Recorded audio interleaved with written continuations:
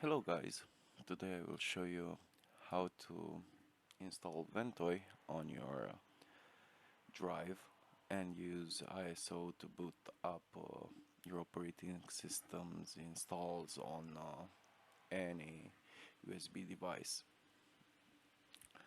First thing first, you need to go on GitHub and search for Ventoy. Then you go to the releases.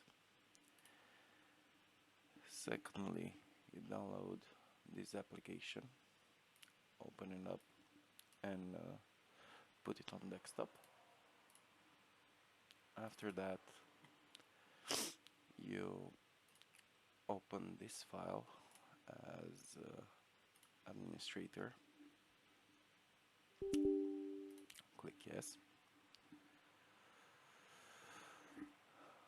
Here you will find your USB drive. You click on it and you click install. You type here yes, click OK.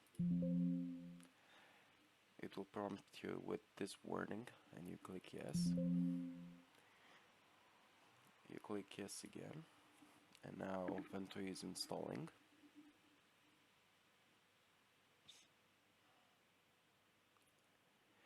Also, you can use this for Windows, Linux, and any other operating system. You click OK. You close the application.